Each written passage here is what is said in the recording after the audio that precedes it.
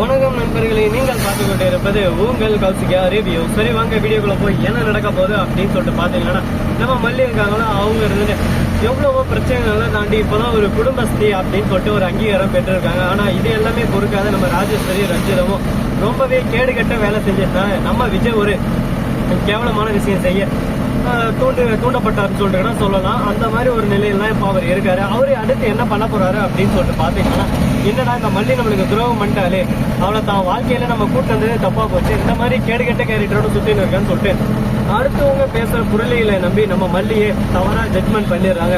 இதுவே மிகப்பெரிய ஒரு பிரச்சனைன்னு சொல்லலாம் நம்ம விஜய்க்கு. ஏன்னா ஒருத்தர் மேல நம்ம சந்தேகப்படுறதுக்கு முன்னாடி அவங்க யாரு என்ன எவர லொசுக்கு எல்லாமே ஆராயணுங்க.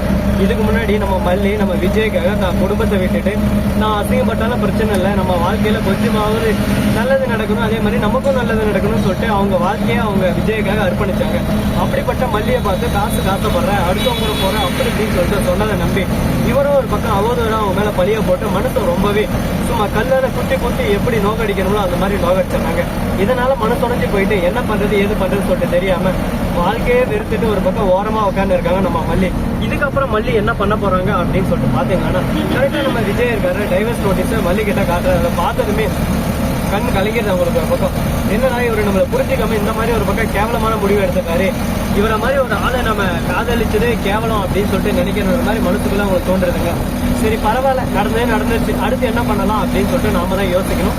அடுத்தபடியா என்ன நடக்க போகுது ஏது நடக்க போகுது என்னென்னலாம் பண்ண போறாங்க அப்படின்றத ஒரு குட்டி வீடியோவை நம்ம ரிவ்யூவை நீங்க பாக்குறீங்க. அது மட்டும் இல்லாம நம்மளோட லாஸ்ட் எண்டிங் வந்து பிரசன்டேஷன் ரொம்பவே கேவலமா இருக்கு அப்படின்னு சொல்லிட்டு 2-3 பேர் சொல்லிடுறீங்க. அதை வந்து நம்ம கரெக்ட் பண்ணிடலாம்னு சொல்லிட்டு ரொம்ப நானும் கொஞ்சம் நார்மலா ரிலாக்ஸா தான் சொல்லிட்டு சொல்லிட்டு இருக்கேன். சரி அதனால நாமளும் கொஞ்சமா அப்படியே நம்மளோட ஸ்பீச்சும் கொஞ்சம் மாத்திக்கணும். சரி அப்படியெல்லாம் ஒரு பக்கம் இருந்திருக்கேன். இந்த சூழ்நிலையில கரெக்டா நம்ம மல்லிக்குட்டி வெண்பா குட்டி இருக்காங்களா, அவங்க இருந்து அவங்க அம்மா கிட்ட போய் பேசுறாங்க.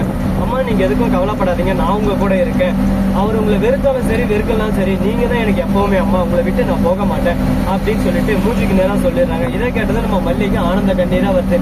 யார் என்ன எப்படி நினைச்சா என்னடா, என் பொண்ணு என்ன புரிஞ்சுக்கிட்டு இருக்கா, எனக்காக என் பொண்ணு இருக்கா, அது போதும், இதே என் வாழ்க்கையில எனக்கு மிகப்பெரிய வெற்றி அப்படின்னு சொல்லிட்டு சந்தோஷப்பட்டு இருக்காங்க. இதை விட ஒரு சந்தோஷம் ஒரு பெண்ணு ஒரு அம்மாவா அவங்களுக்கு வேற என்ன வேணும் சொல்லுங்க பார்க்கலாம். 1000 பேர் 1000 சொல்லுவாங்க, அதை பத்தி நம்மளுக்கு கவலை இல்லை. நம்ம அம்மா எப்படின்னு சொல்லிட்டு நமக்கு தெரியல அப்படின்னு சொல்லிட்டு வெண்பா குட்டி சின்ன பொண்ணு குட்டி பொண்ணு, அந்த பொண்ணுக்கு அவ்வளவு பக்குவம் இருக்கு. ஆனா விஜய் 6 வயசு ஆகுது, அவருக்கு கொஞ்சம் கூட பக்குவன்றதே கொஞ்சம் கூட இல்லைங்க. கேவலமான இந்த மாதிரி வேலையெல்லாம் செஞ்சுட்டு இருக்காரு. இதை பார்க்கும்போது நமக்கே ஒரு பக்கம் இரிட்டேட்டாவும் இருக்கு, ஒரு பக்கம் கடுப்பாவும் இருக்கு.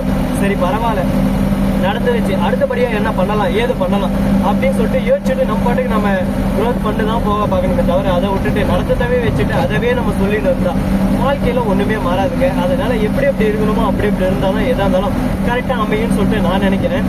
நீங்க என்ன நினைக்கிறீங்க? உங்களோட ஒப்பீனியனை மறக்காம கமெண்ட் செக்ஷன்ல தெரிவிச்சு விட்டுப்பாங்க. அப்பதான் நாம அடுத்தடுத்த வீடியோல மாத்திக்க முடியும். இந்த வீடியோ பிடிச்சிருந்தா லைக் பண்ணுங்க, கமெண்ட் பண்ணுங்க, ஷேர் பண்ணுங்க, டிங் பெல்ல தட்டி விட்டு போங்க. அப்பதான் நான் போற அடுத்தடுத்த வீடியோ உங்களுக்கு உடனுக்குடன் நோட்டிபிகேஷன் வந்து கொண்டே இருக்கும். மிக்க நன்றி, தேங்க்ஸ் ஃபார் வாட்சிங், டாடா, see you, நன்றி, வணக்கம்.